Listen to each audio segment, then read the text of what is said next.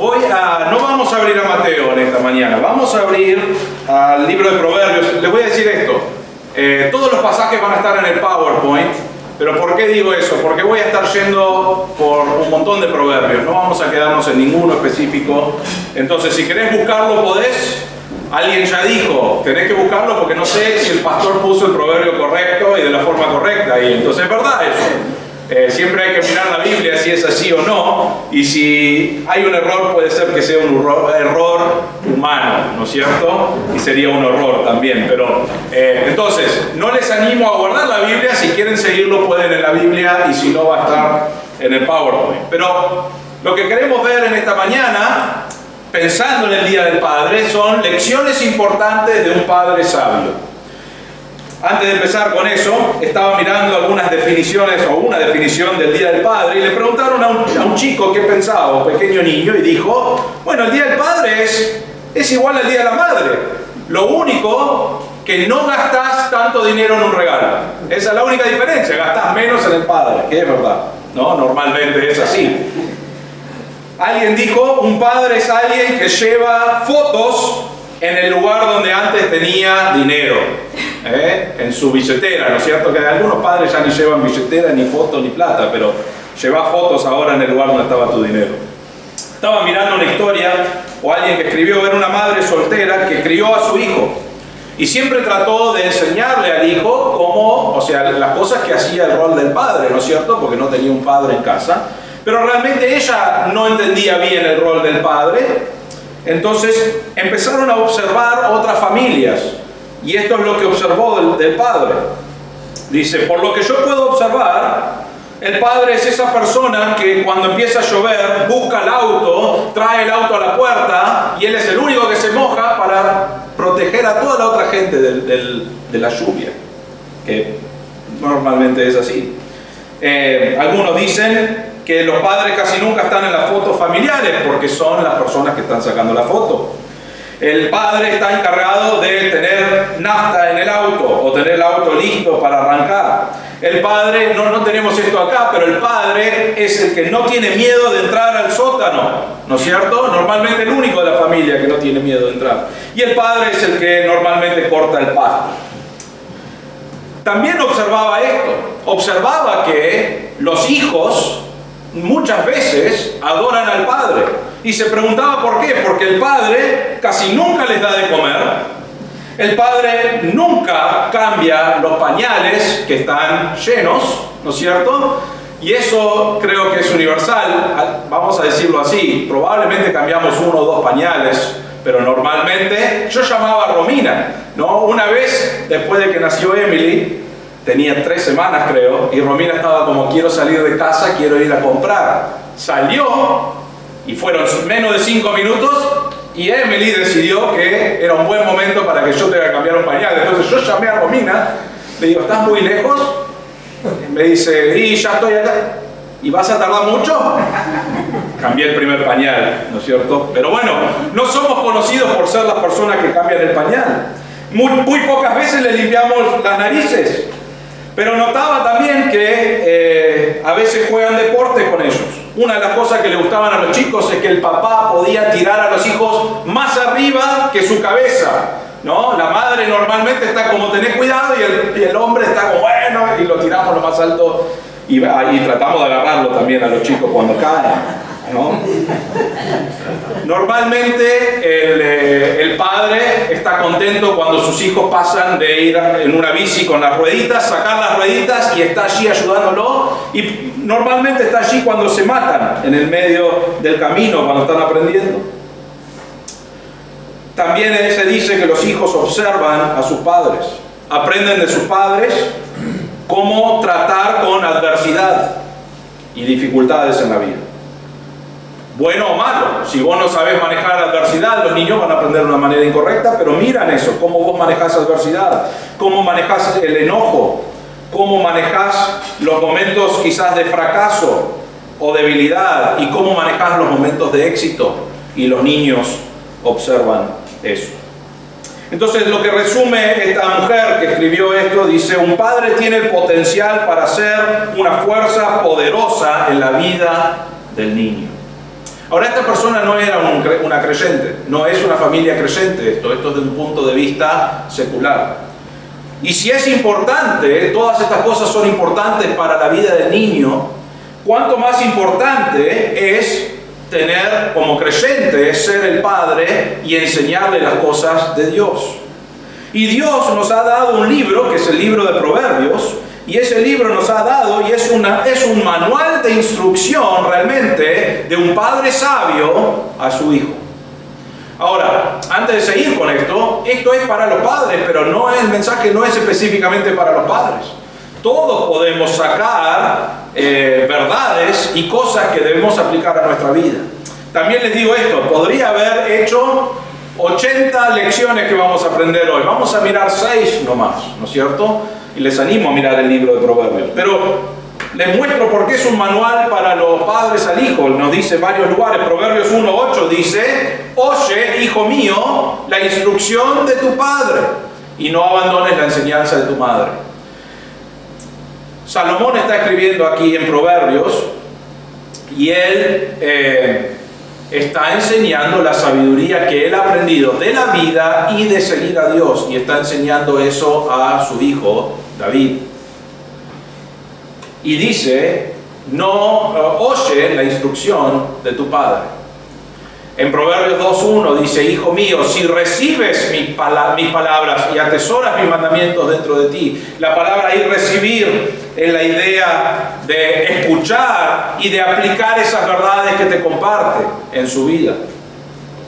En Proverbios 3:1 dice: hijo mío, no te olvides de mi enseñanza y tu corazón guarde mis mandamientos. Proverbios capítulo 4, versículo 1 dice: oíd, hijos, la instrucción de un padre, y prestad atención para que ganéis entendimiento. En Proverbios 4:10, oye, hijo mío, recibe mis palabras, y muchos serán los años de tu vida. No significa que va a vivir para siempre, pero significa que si escucha palabras sabias, que en este caso está hablando de la palabra de Dios, va a poder ser bendecido y probablemente va a vivir muchos años en la vida. No como resultado de obedecer, sino por el hecho de obedecer te ayuda a tomar buenas decisiones que van a bendecir y alargar tu vida. Proverbios 4:20 dice: hijo mío, presta atención a mis palabras, inclina tu oído a mis razones. Es muy parecido a lo que estamos mirando, pero lo que estoy marcando es que está en todo el libro de Proverbios verdades del padre al hijo. Proverbios 5:1: hijo mío, presta atención a mi sabiduría, inclina tu oído a mi prudencia. Proverbios 6:20: hijo mío, guarda el mandamiento de tu padre y no abandones la enseñanza de tu madre. Y último: hijo mío, guarda mis palabras y atesora mis mandamientos contigo. Hoy en día, si vos mirás las estadísticas que hay, no solamente en Argentina, aunque no sé cómo mantenemos las estadísticas acá, pero en el mundo, los padres no tienen un rol donde están enseñando, no tienen un rol en el hogar. Muchos padres han abandonado eso, y eso es de un punto secular. Tristemente, en nuestras iglesias, donde hay creyentes, donde hay personas que viven o tienen el manual de la palabra de Dios para poder ser un padre y una madre que puede guiar a su hijo, tristemente aún en las estadísticas de casas cristianas, los padres no están presentes, están ausentes la mayor parte del tiempo en la vida del hijo. Y después nos preguntamos el resultado de por qué la gente hoy no respeta la ley, por qué no respetan las cosas, por qué no respetan a las personas.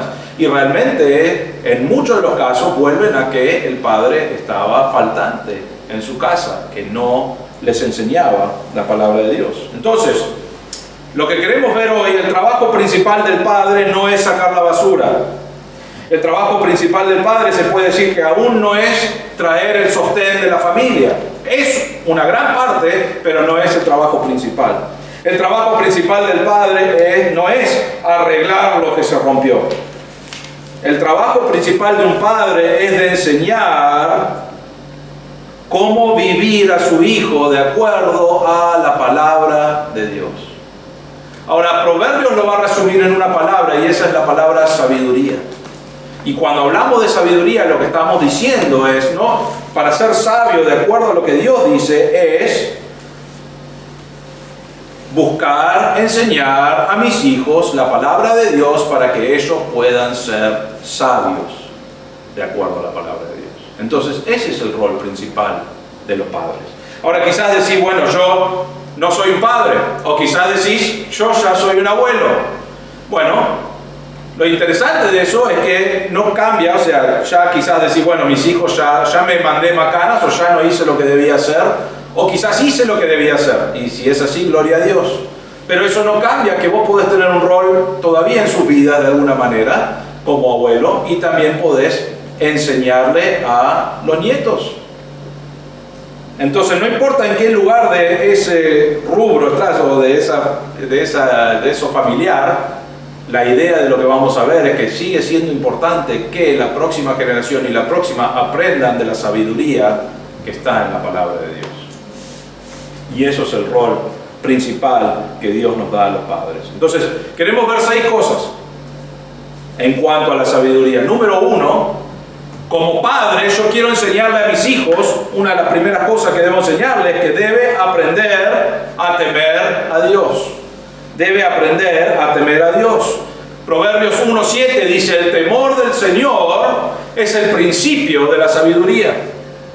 Los necios desprecian la sabiduría y desprecian la instrucción.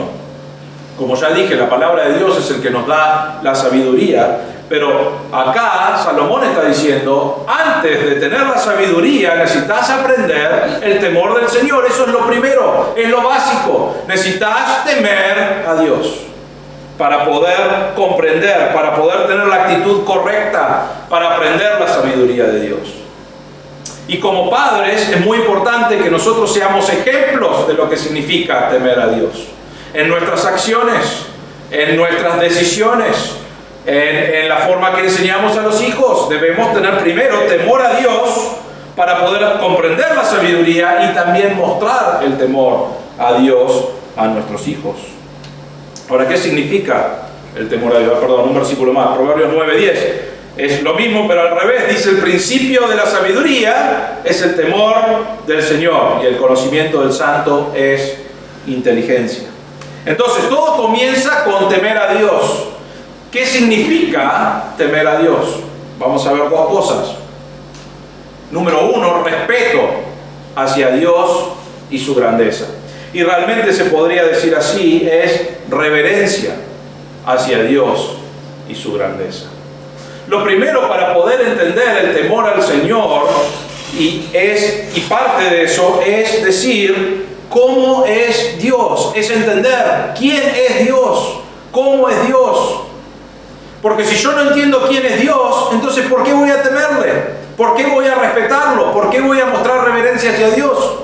Lo más importante que yo puedo hacer en mi vida, sea padre o no, es decir, mirá quién es Dios.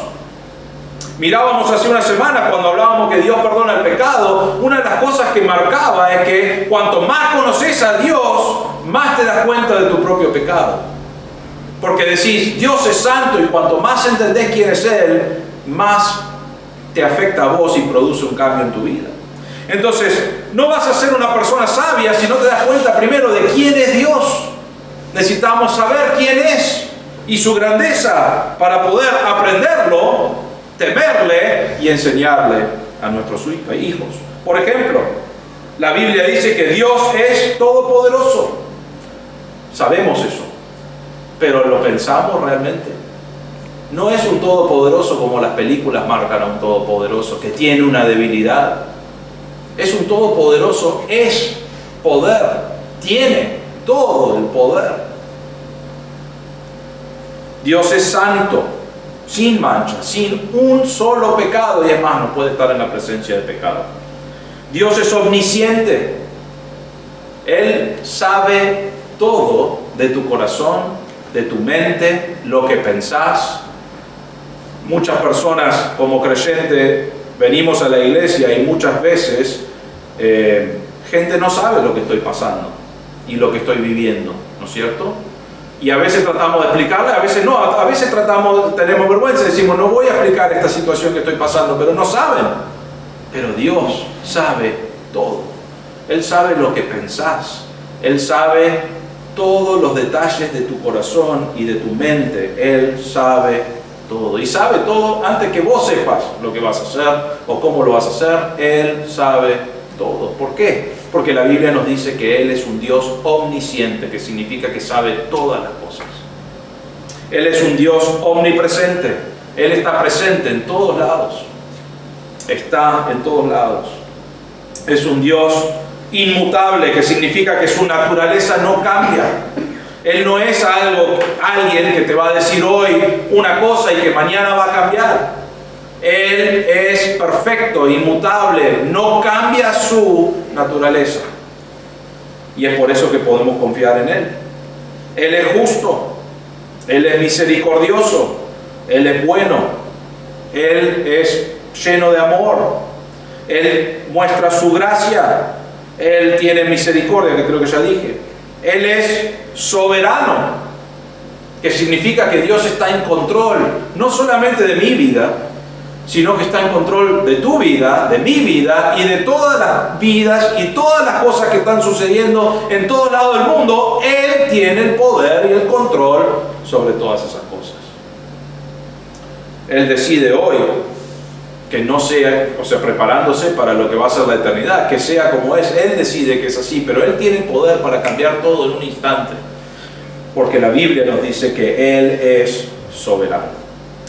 Cuando nosotros estudiamos esas cosas que nos dice la palabra de Dios, y realmente empezamos a meditar, porque es una cosa tener la lista, es otra cosa estudiar cada una de estas palabras que son atributos de quién es Dios, y darnos cuenta realmente de la grandeza de Dios.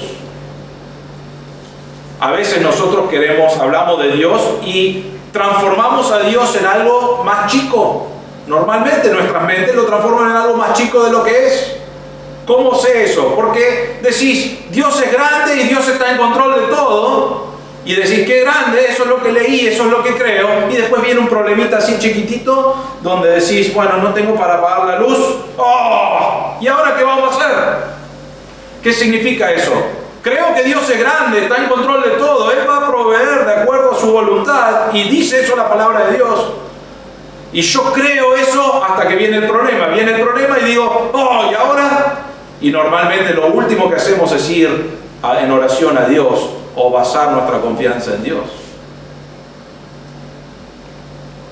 Pero cuando entendemos esas verdades y pensamos en esas verdades y reconocemos, nos damos cuenta de quién es Dios y hay una reverencia hacia quién es Dios. Eso es el principio, eso es la idea del temor a Dios. Necesitas entender quién es Dios. Por eso animamos a leer la palabra de Dios a diario. No porque decís, ay, quiero leer un versículo de la Biblia. No, es para ver quién es Dios y para que te ayude durante el día a pensar quién es Dios, porque van a venir cosas, van a haber momentos de tentación, van a haber problemas, van a haber dificultades. Y si estamos enfocados en quién es Dios, les garantizo que esas cosas no son tan grandes cuando te enfocas en quién es Dios.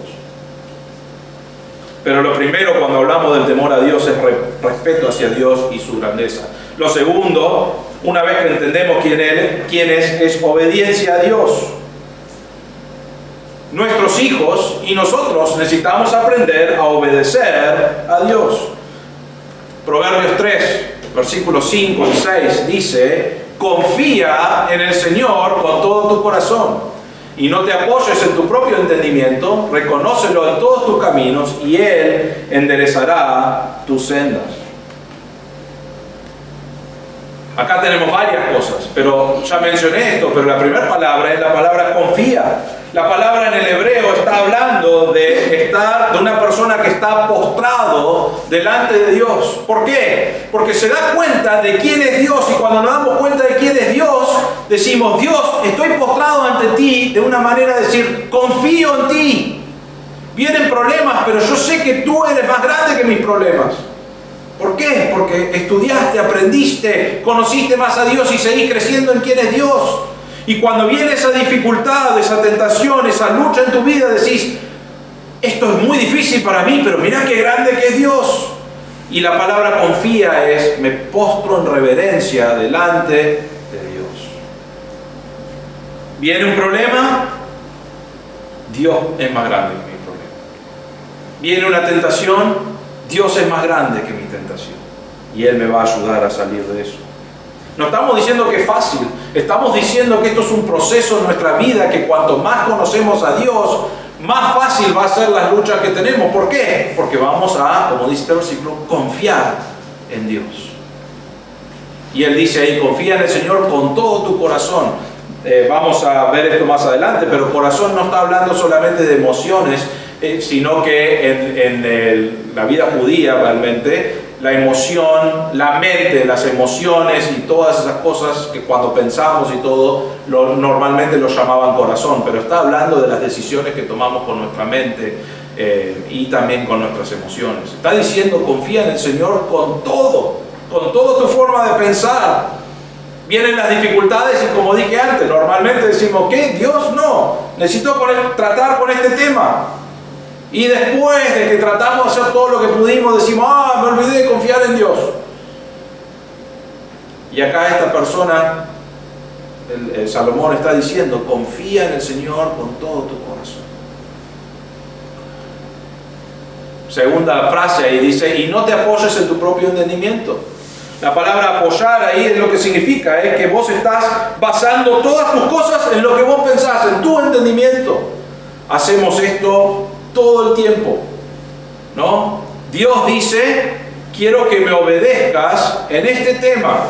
Y nosotros decimos, sí, hay que obedecer a Dios en este tema específico. Voy a obedecerle. Y después viene algo en nuestra vida y decir, pero no quiero obedecer.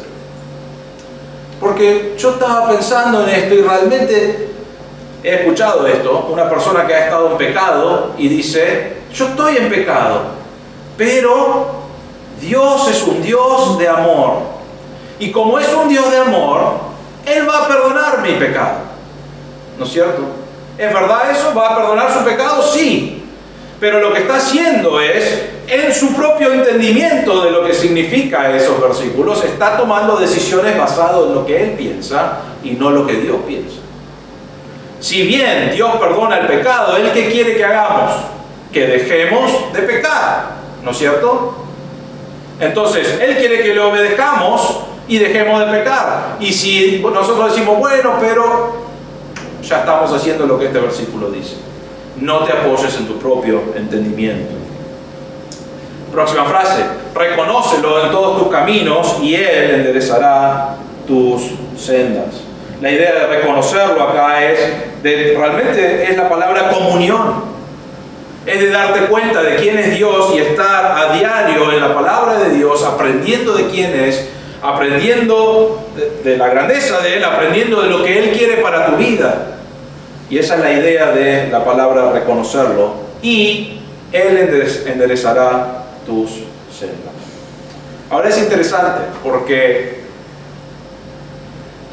algunos dirían que soy joven todavía, yo ya me empiezo a sentir viejo, ¿no? Pero he tenido suficientes años donde he estado involucrado en la iglesia, no solamente como pastor, antes era el hijo del pastor y veía mucho de estas cosas, pero he tenido suficientes años para haber visto personas que muchas veces ven a alguien que es fiel al Señor y que el Señor lo bendice.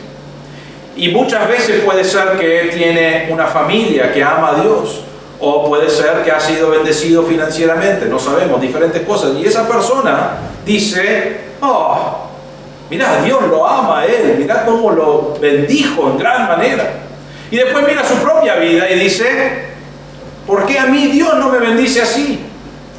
Y realmente no pasa siempre así, pero muchas veces podés volver atrás.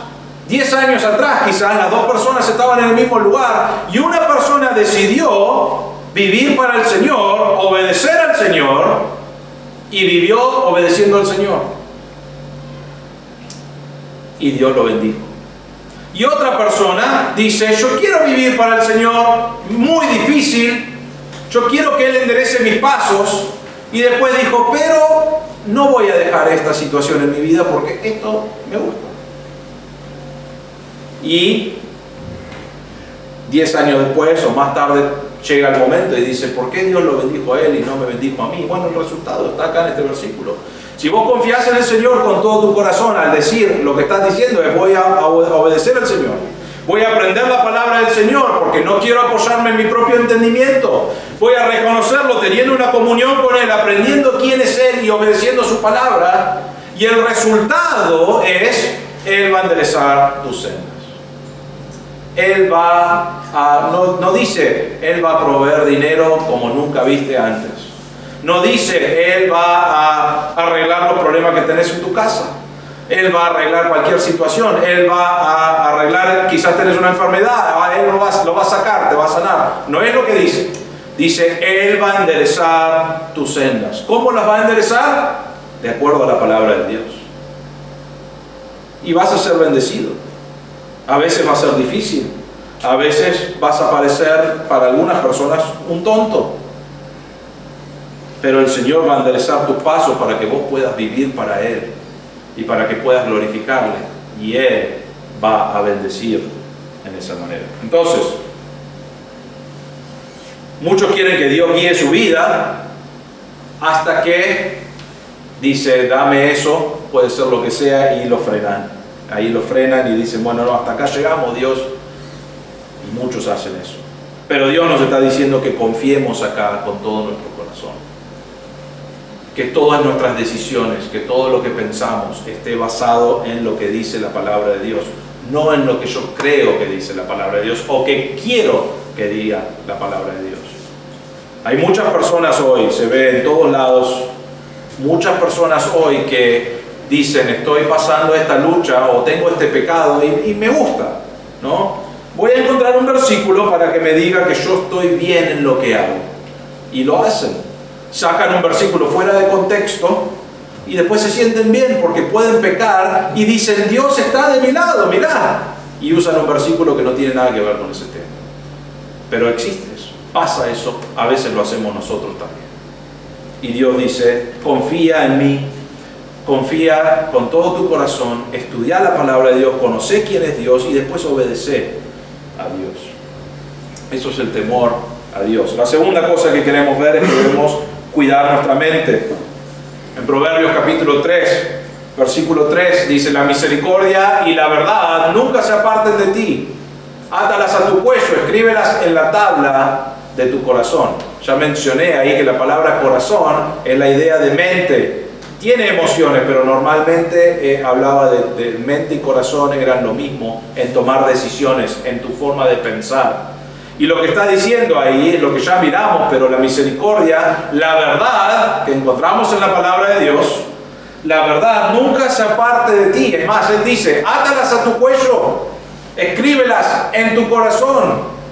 Los judíos, y nosotros quizás decimos, qué increíble, nosotros no podríamos hacerlo, pero normalmente ellos memorizaban el Antiguo Testamento y lo sabían perfecto.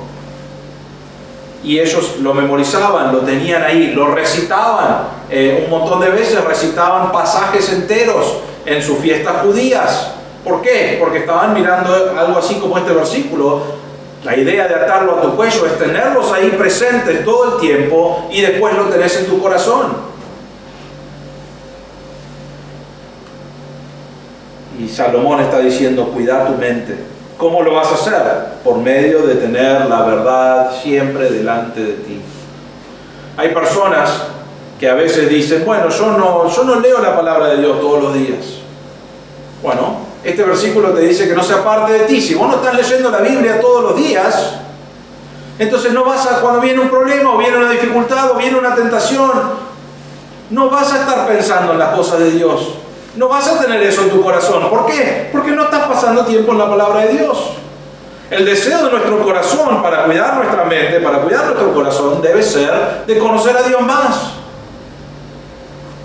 Y si no estás estudiando la palabra de Dios, cuando viene una dificultad, lo último vas a pensar es en Dios.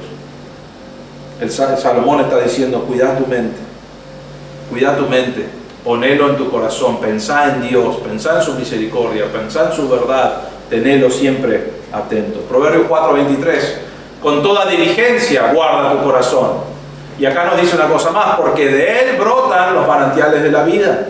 lo que significa esa frase que él está diciendo: seguí la palabra de Dios, tenedlo en cuenta, porque tu conducta va a ser resultado de lo que guardas en tu corazón.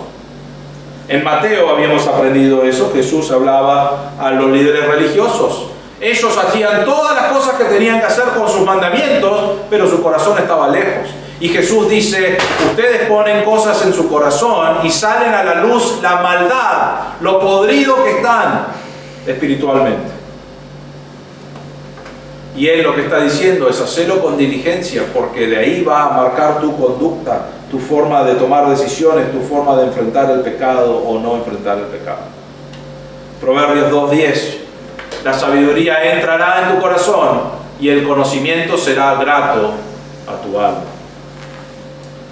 Si vos no lees la palabra de Dios, no hay forma de cuidar tu mente, ¿no es cierto? Porque cuidamos nuestra mente conociendo a Dios, pero si vos no lees quién es Dios y no lees la palabra de Dios, entonces, ¿qué decisión vas a tomar? ¿Vas a hacer lo que ya miramos? ¿Vas a apoyarte en tu propio entendimiento? Necesitamos crecer y cuidar nuestra mente, conocer a Dios. Proverbios 3:1 dice: hijo mío, no te olvides de mi enseñanza y tu corazón guarda mis mandamientos. La idea no es solamente conocer los mandamientos, sino es obedecer los mandamientos. Y el último, Proverbios 4:4: y él me enseñaba y me decía: retenga tu corazón mis palabras, guarda mis mandamientos y vivirás. ¿Significa que alguien que no guarda los mandamientos va a morir? No, lo que está diciendo es: guarda mis mandamientos y vas a ser bendecido en tu vida. Eso es lo que está diciendo. No es que Dios está diciendo: si vos haces esto para mí, yo voy a darte algo. Está diciendo: el solo hecho de que vos seguís los principios bíblicos de Dios va a tener fruto en tu vida de vivir una vida de acuerdo a lo que Dios quiere. Y lo que Dios quiere es lo mejor para vos. Lamentablemente nosotros muchas veces decimos: no, pero no quiero hacer lo que Dios quiere. No me gusta. Hay cosas que no estoy dispuesto a dejar. Y Dios está diciendo: esas cosas es bueno que lo dejes, porque así vas a poder vivir realmente para mí. Vas a ser bendecido en gran manera porque estás viviendo bajo los principios bíblicos. Entonces debemos cuidar nuestra mente, debemos cuidar nuestro corazón. Como padres, debemos enseñarle a nuestros hijos la palabra de Dios, pero también es importante que no sean expuestos a todo. Yo me acuerdo que hablábamos cuando era más chico, pero hablamos que algunas de las personas que viven para el Señor parece que viven en burbujas, ¿no es cierto? Porque no entienden las cosas del mundo real. Eso es bueno y es malo. Hay cosas que deben aprender, pero hay cosas donde es bueno cuando vos estás protegiéndolos de las cosas que miran. Y hoy en día podés mirar cualquier basura en cualquiera y es muy fácil hacerlo. Cuando mi papá fue a la facultad, no podían ir al cine. Cuando yo fui a la facultad, no te dejaban ir al cine. Había una facultad cerca mía, que va cerca, unas horas de lejos, que tenía una regla: no podías ir a ningún cine que estaba a menos de 200 kilómetros de la facultad, ¿no? Después de 200 kilómetros podían hacerlo. ¿Por qué lo hacían? Porque decían: porque van a saber que sos de nuestra escuela y hay que proteger el testimonio. Bueno, si está bien, y si está mal, está mal. ¿Pero por qué hacían eso? Porque en ese momento el cine era el único lugar donde podías ver algo que... no era el único lugar, pero era el lugar principal donde podías ver algo que no iba a ayudarte en tu crecimiento espiritual. Podías ver películas que no mirarías en tu casa porque no las tenían en la tele. Hoy en día, bueno, eso no es el punto, ¿no es cierto? El punto es: hoy podés ver cualquier porquería, está en el internet. Hay porquerías por todos lados, y como padres debemos cuidar lo que miran los hijos. ¿Por qué? ¿Porque somos malos? No, porque necesitan estar pasando tiempo en la palabra de Dios, pensando en esas cosas y no en las cosas del mundo. ¿Está mal mirar una película? No, pero debe ser algo que vos estás mirando y tenés cuidado, y que si es algo malo, decirle: no vas a ver eso nunca más. Pueden preguntarle a mi hija Emily muchos shows que dije: no, ese nunca más, ¿no?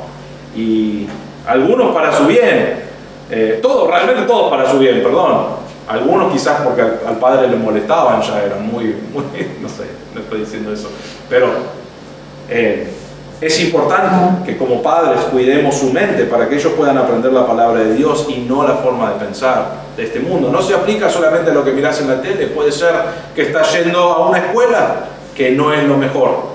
Ahora quizás decís, bueno Andrés, no tenemos plata para pagar otro. Bueno, eso es algo que vos tenés que arreglar en tu casa, con Dios o lo que sea. Pero no querés mandarlo a la escuela para que le enseñen cosas que contradicen lo que dice Dios. O si lo hacen, querés estar más atento para poder decirle lo que Dios dice, para que puedan enfrentar eso o vivir y aprender lo que Dios dice en el medio de esa situación. Esto se aplica a cualquier área de nuestra vida. Debemos cuidar nuestra mente. Tercero, debemos disciplinar a nuestros hijos. Este siempre es divertido. Hoy en día hay una tendencia de pensar que la disciplina es mala, ¿no?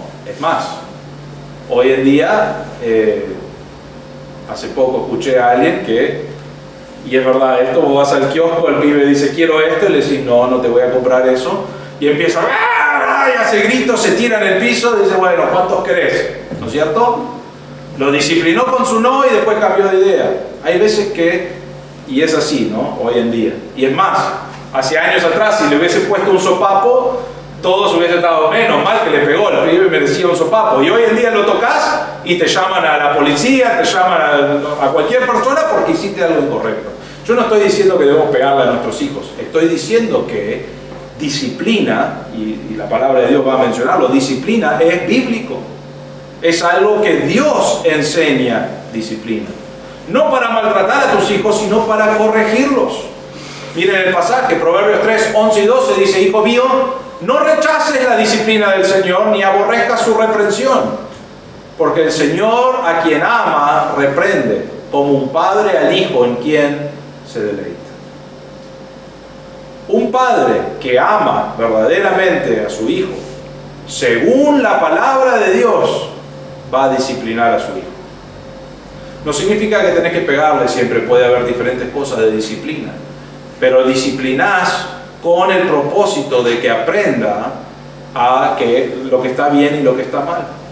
Una de las cosas que les voy a decir, hoy en día la violencia que está creciendo, la falta de respeto, todas esas cosas son porque no había buena disciplina en su casa.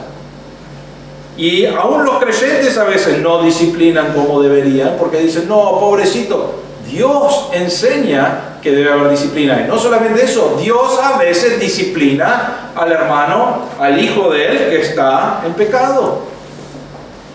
Debe ser algo que pasa. Proverbios 10:13, me voy a empezar a apurar acá. En los labios del entendido se halla sabiduría, pero la vara es para las espaldas del falto de entendimiento. Decís eso hoy y te vienen a buscar seguro y te sacan a tus hijos, ¿no es cierto? Pero Salomón dice eso de parte de Dios, dice la vara es para las espaldas. ¿Quién es el de falta de entendimiento? Es el que no está entendiendo entre lo que está bien y lo que está mal. Y Dios nos enseña que debemos disciplinar a nuestros hijos para saber lo que Dios quiere y para que lo obedezcan. Otra vez, no estamos hablando de abuso, eso no debe pasar. Estamos hablando de disciplina. Una cosa que hacían conmigo es, a mí me pegaban con una cuchara de madera. Creo que hasta los 12 años, que fue la última vez, metí la mano así, se rompió la cuchara y nos reímos y nunca más me pegaron así, me disciplinaban con otras cosas. Pero siempre me disciplinaban y te decían la frase que todavía no sé si es verdad o no, pero decía, a mí me duele más esto a mí que a vos. Ajá, vamos a probar, ¿no?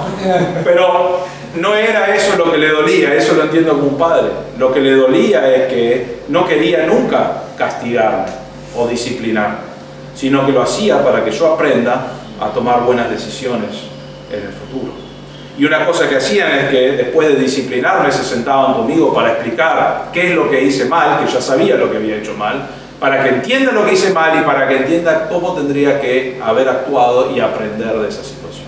Entonces, padres, Dios quiere que disciplinemos a nuestros hijos, pero no para disciplinarlos, sino para enseñarles las verdades de la palabra de Dios, para enseñarles lo que está bien y lo que está mal y poder vivir para Dios. Vamos, Proverbios 22:15, la necedad está ligada al corazón del niño, la vara de la disciplina la alejará de él. Hay niños necios que hacen lo que quieren hoy, porque no tienen disciplina. Padres, nosotros delante del Señor debemos disciplinar a nuestros hijos. Número 4, debemos ayudar a nuestros hijos a elegir a sus amigos. Dicen que no hables mucho de tus hijos, pero estoy seguro que Emily estaría muy contenta que le diga, bueno, acá tenés una lista de amigas que podés tener, ¿no? Y me va a decir, papi, no, estos son todos raros, me va a decir. Y yo, sí, pero está bien, ¿no? Ayudar a elegir a sus amigos, ¿qué es lo que significa? Bueno, en 1 Corintios 15:33, Pablo dice, no os dejéis engañar, las malas compañías corrompen las buenas costumbres. Y la idea de ese pasaje, y lo que vamos a ver también en Proverbios, es que si vos tenés malas compañías, estás con personas que no toman decisiones de acuerdo a la palabra de Dios, estás con personas que no han sido disciplinadas y no entienden bien lo que está bien y lo que está mal, no vas a ir y afectarlos vos para bien, podés en alguna manera, pero normalmente ellos te afectan a vos y corrompen las buenas costumbres de lo que aprendiste. Y no estamos hablando de buenas costumbres de familia, estamos hablando de las costumbres bíblicas. Vos querés vivir de acuerdo a la palabra de Dios, querés obedecer los mandamientos de Dios. Si tus amigos no tienen ese deseo, tarde o temprano tus amigos van a guiarte lejos de la palabra de Dios. Han habido momentos en mi vida donde tenía amigos que no eran buenos para mi vida y tuve que elegir, decir, no somos más amigos. ¿Por qué? Porque sabía que me estaban afectando para mal. Y tomé decisiones porque quería agradar al Señor. Pero padres, nosotros debemos ayudar en ese proceso. En Proverbios 1, 10 al 12 dice, hijo mío, si los pecadores te quieren seducir, no consientas. Si dicen, ven con nosotros, pongámonos al acecho para derramar sangre, sin causas echemos al inocente, devorémoslos vivos como el Seol, enteros como los que descienden al abismo. Quizás no tenés amigos que dicen vamos a matar a alguien, ¿no es cierto? Pero la idea de este proverbio es que vos tenés que tomar decisiones, y si hay personas que quieren venir a seducirte, a decirte vamos a hacer esto, ¿no? A lo que llamamos presión del grupo, no peer pressure es en inglés, pero presión social. Tus amigos te presionan a tomar decisiones que no harías por vos mismo, pero cuando estás con malos amigos y toman decisiones así de grupo, vos decís, bueno, ¿qué iba a hacer? No les voy a decir que no. Y tomás malas decisiones. Padres, nosotros somos responsables de ayudar a nuestros hijos a no tener grupos de amigos que no le ayudan en su vida espiritual. Proverbios 2, 11 al 15, la discreción velará sobre ti, el entendimiento te protegerá. Para librarte de la senda del mal, del hombre que habla cosas perversas, de los que dejan las sendas de rectitud, para andar por los caminos tenebrosos, de los que se deleitan en hacer el mal y se regocijan en las perversidades del mal, cuyas sendas son torcidas y se extravían en sus senderos. No estamos hablando de, porque a veces decimos, bueno, obviamente cualquier cosa esa persona no lo vamos a dejar de ser amigos. Hay veces que quizás es bueno no tener amigos fuera de la iglesia. A veces hay gente en la iglesia que no es bueno tener como amigos.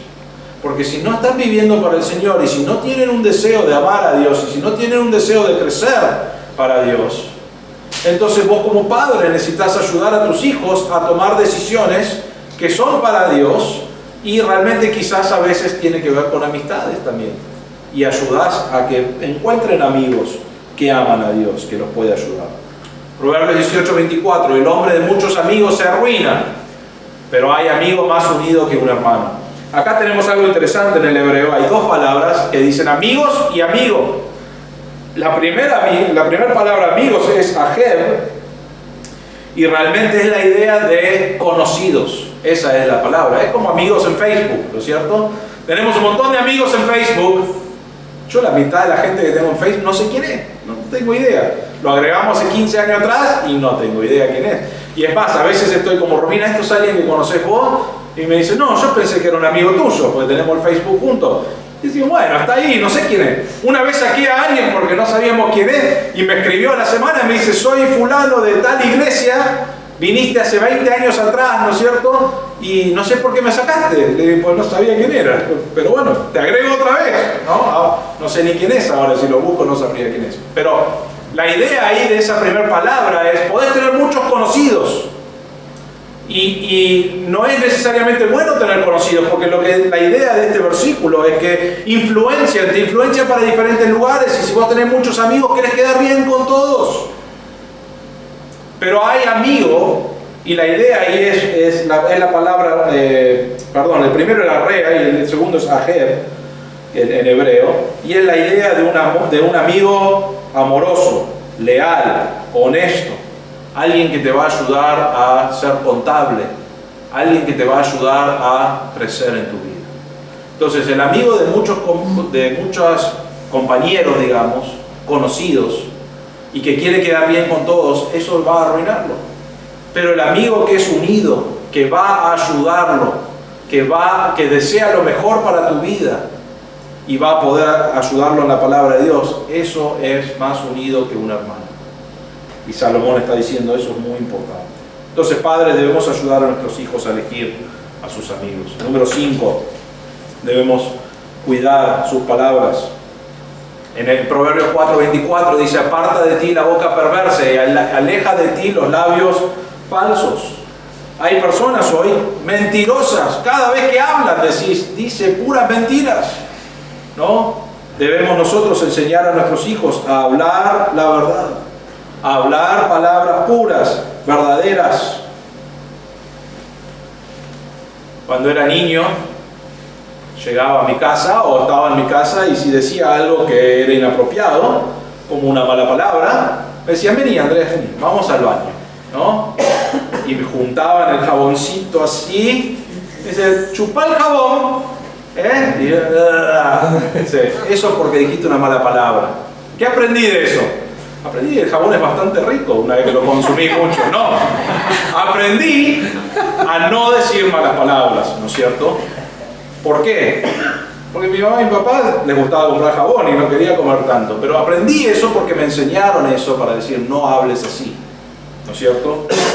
Estaba leyendo algunos comentaristas que estaban comentando sobre esto y decían: yo ni sabía la palabra que había dicho, no sabía ni qué significaba, pero lo dije y también me hicieron comer jabón, ¿no es cierto? Y eso era algo popular en el tiempo cuando yo era chico y antes de mi tiempo, ¿no? Pero lo importante no es si vas a comer jabón o no, es no tengas una boca mentirosa, o una boca perversa, o una boca que dice malas palabras. Es una boca que queremos agradar a Dios.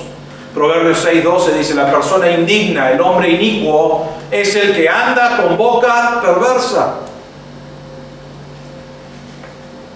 Proverbios 10:18 y ahora el 19: el que oculta el odio tiene labios mentirosos, y el que esparce calumnia es un necio. Ahora nos habla de labios mentirosos y alguien que está calumniando. En las muchas palabras la transgresión es inevitable, mas el que refrena sus labios es prudente. Vos no vas a tener todo el control sobre tus hijos, pero sí debemos enseñarles a hablar cosas que Dios quiere que hablemos. Que no haya mentira en su boca, que no haya perversidad en su boca, que no haya malas palabras en su boca. ¿Podemos cambiar su corazón? No, pero podemos enseñarle para que aprenda que hay ciertas cosas y ciertas palabras y ciertas formas de hablar que no son de acuerdo a alguien que es un hijo de Dios. Proverbios 10:13: en los labios del entendido se halla sabiduría. Y el último, aprende a trabajar. Proverbios 6: debemos enseñarle a nuestros hijos a trabajar, a ser responsables. En Proverbios 6 al 11 dice: ve, mira la hormiga, perezoso, observa sus caminos y sé sabio. ¿Qué hace la hormiga? La cual, sin tener jefe, ni oficial, ni señor, prepara en el verano su alimento y recoge en la cosecha su sustento. ¿Hasta cuándo, perezoso, estarás acostado? ¿Cuándo te levantarás de tu sueño? Un poco de dormir, un poco de dormitar, un poco de cruzar las manos para descansar, y vendrá como vagabundo tu pobreza y tu necesidad como un hombre armado. Realmente está diciendo: mira la hormiga trabaja todo el año preparando la comida para el invierno, ¿no es cierto? Y no hay un jefe, Todos nosotros trabajamos bien, bueno, no todos, pero la mayoría trabaja muy bien cuando el jefe está ahí parado, ¿no es cierto? Está mirando tu trabajo y trabajas bien, y cuando el jefe se va, muchos dejan de trabajar. Muchos hacen cualquier otra cosa menos trabajar. Y lo que Salomón está enseñando acá es trabajar, aunque seas visto o no. Trabajar, no seas perezoso. Salí, trabajá, hacelo de una manera responsable. Y nosotros podemos agregar a eso, hacelo como para Dios. No importa el trabajo que tengas, es decir, Dios te ve, hacelo para Dios. Y una cosa que habla en este versículo al final, dice, el que es perezoso, el que es vago, vendrá como vagabundo tu pobreza. Asocia si sos responsable o no en el trabajo con pobreza. No significa que si sos pobre, técnicamente es porque fuiste holgazán, ¿no es cierto? O perezoso. Pero sí, normalmente, si sos perezoso, vas a terminar como pobre. Otro pasaje que habla de eso es Proverbios 22-29. Dice, ¿has visto un hombre diestro en su trabajo? Responsable es la idea. Estará delante de los reyes. No estará delante de hombres sin importancia. También, si sos responsable no significa siempre que vas a estar delante de reyes, pero la idea es, sos responsable, estás trabajando, no importa si te ven o no, el resultado va a ser mejor de lo que puede ser malo, ¿no es cierto? Vas a ser rico, en este caso vas a estar delante de reyes y no personas sin importancia. Entonces debemos enseñarle a nuestros hijos a trabajar, a no ser vago, ¿no? A mí me dejaban los sábados, me dejaban dormir hasta tarde. Y normalmente, hasta tarde cuando era chico, normalmente a las 11 me despertaban y decían, es sábado, entonces hasta las 11 podés estar. Cuando ya tenía 15 o 16, mi mamá entraba a las 7 de la mañana para recordarme que podía seguir durmiendo.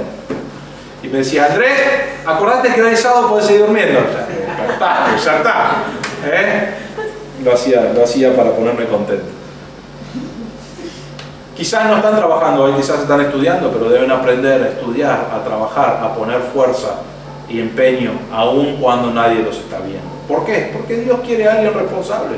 Más adelante vas a hablar de su testimonio en el trabajo o en la educación o lo que sea, pero hoy, padres, es nuestra responsabilidad enseñarle estas cosas a tus hijos. Para terminar, si fallamos como padres y no les enseñamos a temer a Dios, el mundo y Satanás van a enseñarle a odiar a Dios. Si fallamos como padres y no les enseñamos a nuestros hijos a cuidar su mente y su corazón, el mundo y Satanás va a enseñarles a tener una mente abierta, ¿no? Eso es lo que enseñan hoy. Todo está bien. Si fallamos en enseñar a nuestros padres a obedecer, en elegir a sus amigos, en obedecerles, sí. Entonces ellos van a aprender a ser rebeldes a sus padres y realmente al resto de las personas. Si fallamos en no enseñarle a nuestros hijos a elegir a sus amigos, entonces el mundo y Satanás contentos van a elegir amistades que no son buenas para ellos. Si fallamos en enseñarle a nuestros hijos a cuidar sus palabras, el mundo va a enseñarles a llenar su boca de suciedad, de maldad. Si fallamos en enseñar a nuestros hijos a ser responsables, el mundo va a enseñarles a ser vagos, a ser perezosos. Tenemos una responsabilidad, y en esto otra vez no se aplica solo a los padres, aunque es principalmente para los padres, pero cada uno de nosotros tenemos una responsabilidad de vivir las verdades que hemos mirado hoy, las verdades que encontramos en la palabra de Dios.